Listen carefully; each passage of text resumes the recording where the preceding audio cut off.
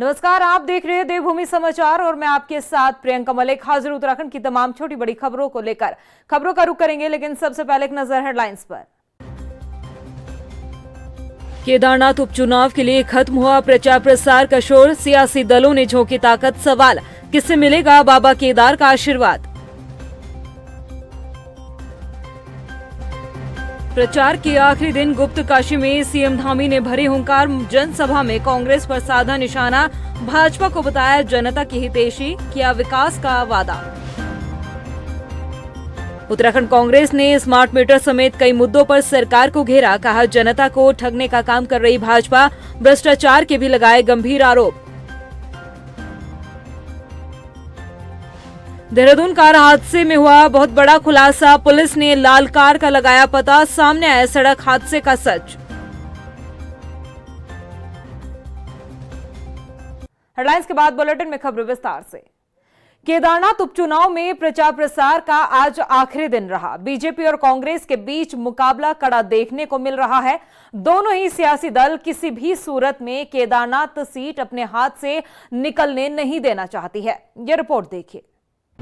केदारनाथ उपचुनाव के लिए प्रचार का आखिरी दिन, सियासी दलों ने जमकर किया प्रचार प्रसार।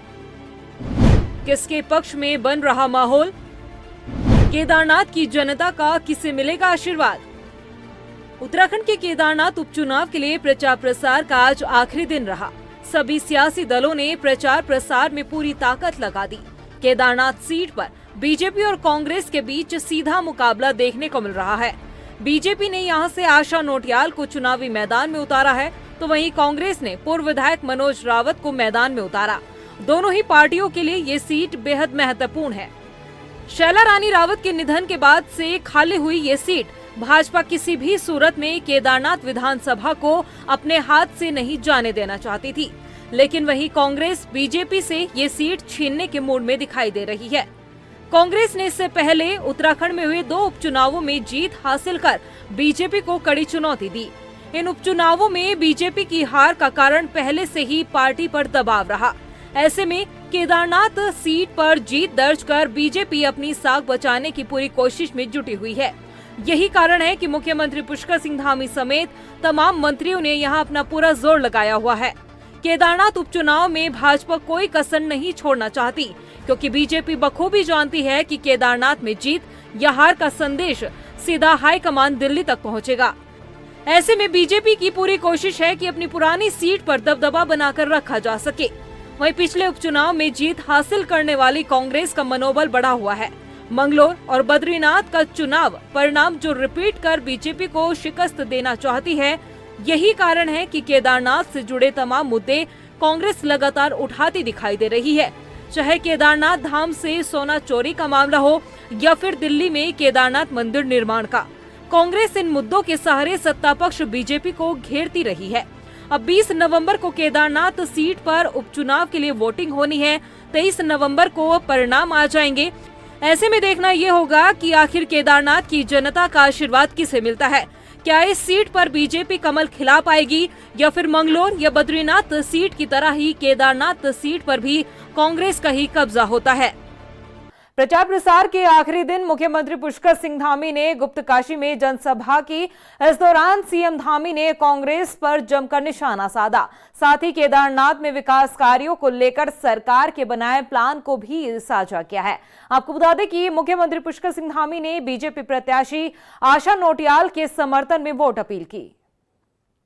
मोदी जी के प्रधानमंत्री बनने के बाद विकास हुआ है। केदार धाम आज 2000 करोड़ रुपए से भी ज्यादा धनराशि से भव्य केदार और दिव्य केदार बन रहा है। यहाँ पर अनवरत रूप से उस प्रलय के बाद विकास बहुत तेजी से आगे बढ़ा है और जिस प्रकार बाबा हमारे माननीय प्रधानमंत्री मोदी जी के दिल में बसते हैं, उत्तराखंड बसता है, केदारवासी बसते हैं, उसी प्रकार से यहाँ के लोगों के मन में भी माननीय प्रधानमंत्री मोदी जी बसते हैं, भारतीय जनता पार्टी बसती है और विकास को अनवरत रूप से चलाने के लिए एक तरफा भारतीय जनता पार्टी की जीत होगी, कमल खिलेगा और विकास के काम और तेजी से आगे बढ़ेंगे। जहां एक तरफ केदारनाथ उपचुनाव का प्रचार प्रसार थम गया है, तो वहीं राजनीतिक दलों में आरोप प्रत्यारोप का सिलसिला अभी भी जारी है। और इस बीच उपचुनाव के दौरान चोपता के बाजार में बीजेपी प्रदेश कार्यकारिणी से जुड़े नेता की गाड़ी में शराब पाए जाने की खबर सामने आई, जिसे लेकर कांग्रेस ने बीजेपी पर जमकर निशाना साधा। तो वहीं भाजपा ने कांग्रेस पर साजिश के आरोप लगाते हुए कहा कि विपक्षी दल भाजपा को बदनाम करने के लिए इस तरह के काम कर रही है। पैसा बांटा जा रहा है, साड़ियां बांटी जा रही हैं। और कल रात चोपता में एक प्रदेश कार्य समिति के सदस्य की गाड़ी में शराब पकड़ी गई है। हमारे कार्यकर्ताओं ने उस कार को घेर लिया और दबाव बनाने के पश्चात लगातार हमारे माननीय विधायक, हमारे कांग्रेस के प्रत्याशी मनोज रावत जी, सभी लोग डटे रहे और बाद में एफआईआर दर्ज हुई। ये एक वानगी भर है। पूरे केदारनाथ घाटी में, केदारनाथ विधानसभा में पैसे से, शराब से या वोटों को खरीदना चाहते हैं। कांग्रेस का षड्यंत्र यह है कि भाई वो खुद दारू बांट रहे, दारू बेच रहे। वहां पर कोई गाड़ी खड़ी थी, उसमें 2-4 बोतल डाल दी उन्होंने। उसके बाद उन्होंने कहा साहब भाजपा वाले बांट रहे हैं। गाड़ी अब खुली भी हो सकती है, बंद भी हो सकती है, दोनों में आ सकती है। शिकायत भी हम ही ने की। और अच्छा मजे की बात यह है कि शिकायत भी हमने ही की है। हमने कांग्रेस के लोगों की शिकायत की थी, ऐसा कर रहे हैं, उसके बाद उसका वीडियो भी बनाया, उसका वीडियो आ जाए। जाजू नहीं रही थी, एक स्थान पर कोई गाड़ी खड़ी है, वहां पर को कांग्रेस के लोग पी खा करके दंगा कर रहे हैं। उसके बाद बीजेपी के लोगों ने उनके शिकायत की कि भाई ये पी खा के दंगा कर रहे हैं और शराब बांट रहे हैं।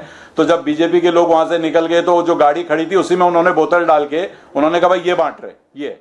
उधर मुख्य विपक्षी दल कांग्रेस ने भी केदारनाथ उपचुनाव में जीत का दावा किया है। नेता प्रतिपक्ष यशपाल आर्य का कहना है कि केदारनाथ की जनता बदलाव चाहती है। आपको बता दें कि यशपाल आर्य ने मूलभूत सुविधाओं का हवाला देते हुए भाजपा पर जमकर निशाना साधा।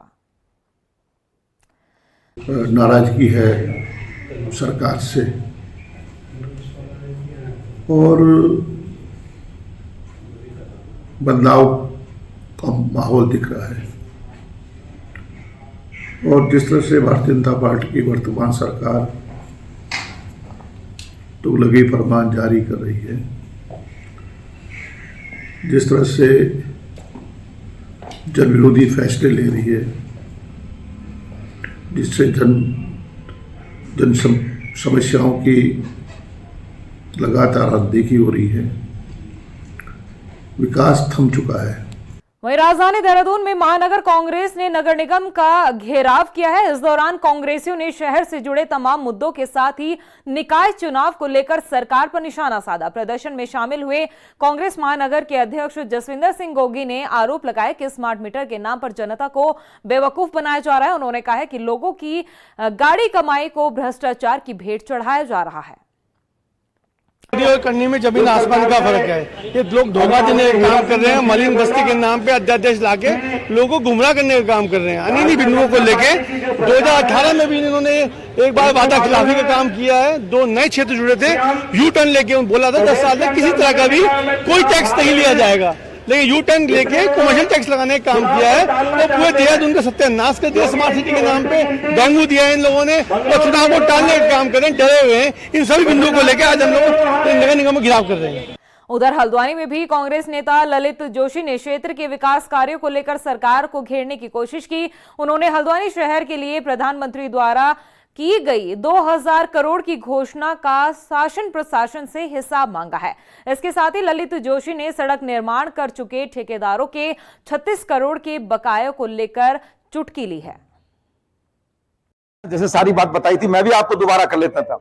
ये मीटर इस राज्य की परिसंपत्तियों को बेचने का, अडानी के हाथों बेचने का बहुत बड़ा षड्यंत्र और षड्यंत्र है, जिसमें बिजली 8.5 रुपया प्रति यूनिट के हिसाब से बिजली दी जाएगी। आप सोचिए, और 1300 करोड़ रुपए पुराने मीटर को नए मीटर में बदलने में लग रहा है। मैं पूछना चाहता हूं कि जो आपके पुराने जो मीटर लगे थे, सरकार से पूछना चाह रहा हूं, वो ज्यादा स्मार्ट है, उन्हें क्यों बदला जा रहा? पहले तो मैं पूछता हूं, फिर मैं पूछता हूं वो ज्यादा स्मार्ट है या अडानी का जो नया मीटर आने वाला है जिसमें 8.5 रुपए की हमको यूनिट बिजली मिलेगी, ये ज्यादा स्मार्ट है? वहीं काशीपुर में भी कांग्रेसियों ने प्रीपेड स्मार्ट मीटर लगाए जाने के खिलाफ प्रदर्शन किया। नाराज कांग्रेसियों ने विद्युत विभाग के कार्यालय के बाहर धरना प्रदर्शन दिया और डबल इंजन सरकार पर अडानी अंबानी को फायदा पहुंचाने का आरोप लगाया। महानगर कांग्रेस कमेटी के द्वारा यहाँ विद्युत विभाग के गेट के सामने आज आवश्यकता ये पड़ी है कि ये डबल इंजन की सरकार जो हिंदुस्तान में भी गद्दी पर बैठी है और उत्तराखंड में भी धामी सरकार बैठी है, मैं ये पूछना चाहता हूँ डबल इंजन की सरकार ने क्या इसने ये ठेका ले रखा है कि इस उत्तराखंड के साथ साथ पूरी जनता को लूटने का और खसोटने का काम शुरू कर दिया है।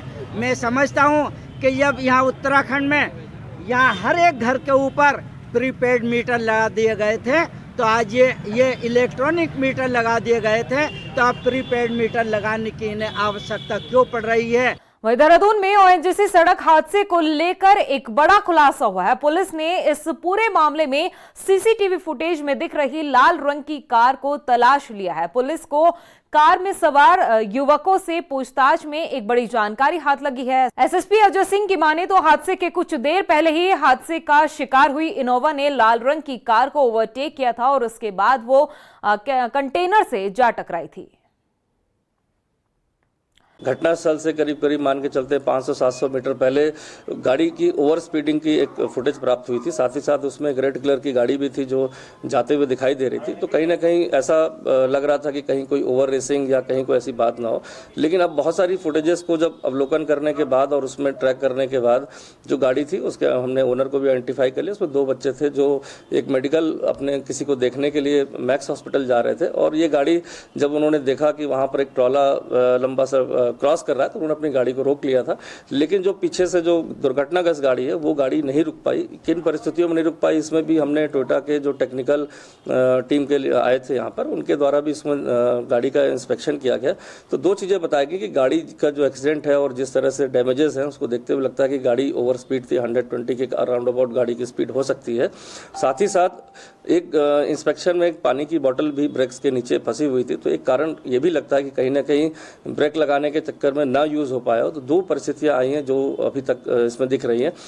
देहरादून के ओएनजीसी चौक पर इनोवा कार हादसे के बाद अब पुलिस प्रशासन हरकत में आया है। जिला प्रशासन और पुलिस प्रशासन सख्ती बरतता नजर आ रहा है, लेकिन सवाल खड़े हो रहे हैं कि यदि पहले ही इस तरह की सख्ती बरती जाती तो शायद इस तरह के हादसे ना होते और ये जो 6 युवा इस हादसे में शिकार होकर उन्होंने अपनी जान गंवाई है, शायद ये हादसा टल सकता था। ये रिपोर्ट देखिए। राजधानी देहरादून के ओएनजीसी चौक हादसे से सीख लेते हुए जिला प्रशासन और पुलिस प्रशासन सख्ती बरतने की तैयारी कर रहा है। दून पुलिस ने रात को चेक इन अभियान शुरू कर दिया है और शहर के मुख्य चौराहों पर लोगों की चेकिंग करते हुए एल्कोमीटर से जांच की जा रही है। पिछले 3 दिनों में चेकिंग के दौरान पुलिस ने अलग अलग थाना क्षेत्रों में शराब पीकर गाड़ी चलाने वाले 156 लोगों को गिरफ्तार किया। ओवर स्पीड, रैश ड्राइविंग और यातायात नियमों के उल्लंघन में 40 वाहनों को सीज किया गया है।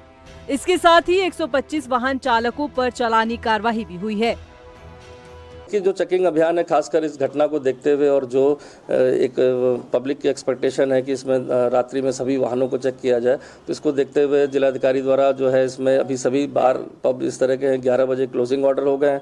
साथ ही साथ बिना किसी बात के जो लोग सड़कों पर घूमते हैं या रैश ड्राइविंग कर रहे हैं उसमें भी काफ़ी सारी हमारी कार्रवाई अभी विगत वीकेंड पर हुई जो शिकायतें रहती थी, जिसमें करीब हमने 156 वाहनों को अभी सीज किया है जो ड्रंकन ड्राइविंग में थे। साथ ही साथ इसमें 40 से ज़्यादा वाहन ऐसे हैं जो रैश ड्राइविंग में पाए गए थे। तो ये कार्रवाई अभी चल रही है और खासकर उन इलाकों में ज़्यादा फोकस है जहां आउटर इलाकों में भी देखा गया कि लोग देर रात वहां ड्राइविंग करते हैं या रैश ड्राइविंग करते हैं या ड्रंकन ड्राइविंग की शिकायत है। तो उन इलाकों को भी चिन्हित करके वहां भी नाकाबंदी करके रात्रि में अभियान चलाया जा रहा है। वहीं अब जिला प्रशासन ने भी अपनी कमर कस ली है।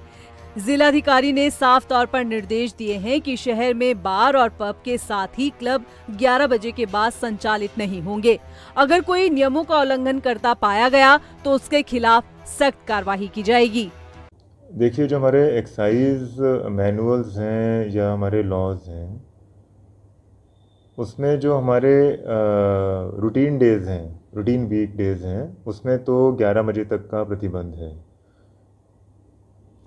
सैटरडे को उसमें 12 बजे तक का ज़रूर निर्देश है, लेकिन एक स्पेशल पावर्स हैं डिस्ट्रिक्ट मजिस्ट्रेट की, उस पावर्स को मैं इन्वोक करते हुए वीकेंड्स पे भी टाइमिंग को 11 बजे ही कर रहा हूँ। आपसे आदेश शेयर कर दिया जाएगा आज, और this is going to happen for the first time at least in our district. I am sure कि और किसी ज़िले में भी ऐसा अभी ऑर्डर नहीं हुआ है, but this is going to happen in our district. जिला प्रशासन और पुलिस की ये सख्ती जायज भी है, लेकिन सवाल तो ये खड़े होते हैं कि जिस तरह से दुर्घटना होने के बाद अब जिला प्रशासन और दून पुलिस जागी है, शायद ये कदम पहले उठा लिए होते तो आज वो सभी युवा अपने परिवार के बीच होते। पुलिस की सख्ती से एक बात तो साफ है कि पुलिस भी मान रही है कि बीते सोमवार रात को ओएनजीसी चौक पर हुए हादसे में पुलिस की भी लापरवाही रही है, क्योंकि जगह जगह चेक पोस्ट पर पुलिस नदारत रही। देहरादून से हिमांशु चौहान की रिपोर्ट। वहीं देहरादून के क्लेमेंटाउन थाना क्षेत्र स्थित ग्राफिक एरा में पढ़ रही साउथ अफ्रीका की छात्रा के साथ सूडान के एक युवक छात्रा ने दुष्कर्म किया है। युवती ने दिल्ली में 0 FIR दर्ज कराई और उसके बाद अब देहरादून के क्लेमेंटाउन थाने क्षेत्र में मुकदमा दर्ज कराया गया है, जिसके बाद पुलिस अब पूरे मामले की जांच में जुट गई है। देखिए, इसमें जो लोकेशन बताया वो अपने फ्रेंड के ही यहाँ ही बताया, जो अपने कैंपस में ही बताया। चूँकि इसकी कोई शिकायत यहाँ पर, चूँकि इसके बारे में पूछ भी लिया गया था और दिल्ली की जो FIR है उसमें भी मेंशन है कि उन्होंने इसकी सूचना कहीं पर भी ना पुलिस को दी ना किसी को बताया और सीधे वो बस से वहाँ चले गए। तो किन परिस्थितियों में नहीं बताया गया, सारे बयान उनके दर्ज कर लिए गए हैं कि यहाँ पर उनको ज़्यादा सूचना क्यों नहीं दी गई या किसी को अपने जो फ्रेंड्स होते हैं या नॉन होते हैं उनको क्यों नहीं बताया गया। तो इस संबंध में कोई स्पष्ट जवाब अभी तक नहीं मिला, लेकिन ये बात सही है कि यहाँ से जाने के उपरांत ही शिकायत जो है वहां पर दिल्ली में की गई थी।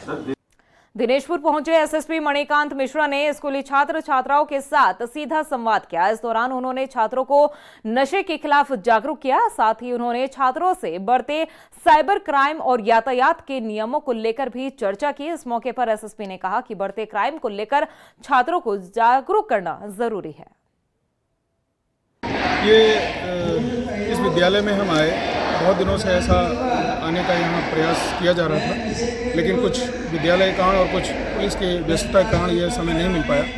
हमारा ये लक्ष्य था कि बच्चों को ट्रैफिक की जानकारी दें, पुलिस के कार्यों की जानकारी दें और सबसे मुख्य जो हमने लक्ष्य रखा है इसमें कि साइबर से रिलेटेड जानकारी दें, जिसमें कि सोशल मीडिया का प्रयोग क्या कर रहे हैं, किस तरह से कर रहे हैं, क्या सावधानियाँ बरतनी चाहिए और कैसे साइबर फ्रॉड हो रहे हैं जिसमें कि बच्चों का भी प्रयोग कर ले रहे हैं और उन्हें नुकसान पहुंचा रहे हैं। इसको ध्यान में रखते हुए आज इन बच्चों के साथ इंटरेक्शन किया। रुड़की में एसपी देहात स्वप्न किशोर सिंह ने सिविल लाइन कोतवाली का निरीक्षण किया। इस दौरान उन्होंने कोतवाली में मौजूद दस्तावेजों को परखने के साथ ही हथियारों की रखरखाव की जानकारी ली। पुलिस अधिकारियों को जरूरी दिशा निर्देश भी दिए। आज सिविल लाइन कोतवाली रुड़की का अर्धवार्षिक निरीक्षण किया जा रहा है। इसमें जो हमारे थाने पर उपलब्ध संसाधन हैं, जैसे अस्त्र शस्त्रों का रखरखाव, अभिलेखों का रखरखाव और उनको अद्यतन किया जाना, साथ ही जो कुछ भी हमारे पास उपयोग में लाई जाने वाली वस्तुएं हैं उनको सही तरीके से उनका मेंटेनेंस हो, जो निष्प्रयोज्य घोषित होने लायक हैं उनको निष्प्रयोज्य घोषित करके उनके स्थान पर नए स्थानापन्न प्रतिस्थानीय वस्तुएं मंगाई जाएं। इसकी सभी की समीक्षा की जाएगी।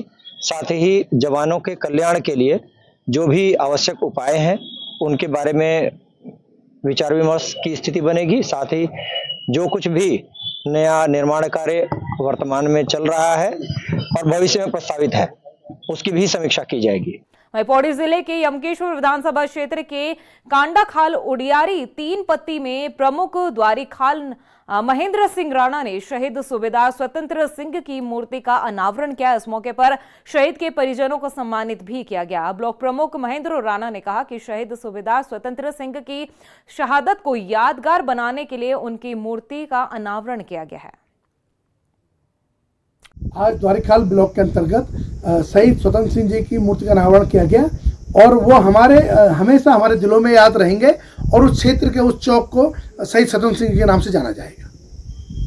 वहीं रुड़की में अपनी कई मांगों को लेकर किसानों ने तहसीलदार के जरिए मुख्यमंत्री को ज्ञापन सौंपा है। इसमें किसानों ने इकबालपुर शुगर मिल में हो रही समस्याओं का जिक्र किया। किसानों ने बताया कि मिल में अब तक पेराई सत्र की शुरुआत नहीं की गई, जिसकी वजह से उनकी फसलों को नुकसान पहुंच रहा है। आपको बता दें कि किसान गन्ने का मूल्य बढ़ाने के साथ ही बकाया देने की भी मांग कर रहे हैं।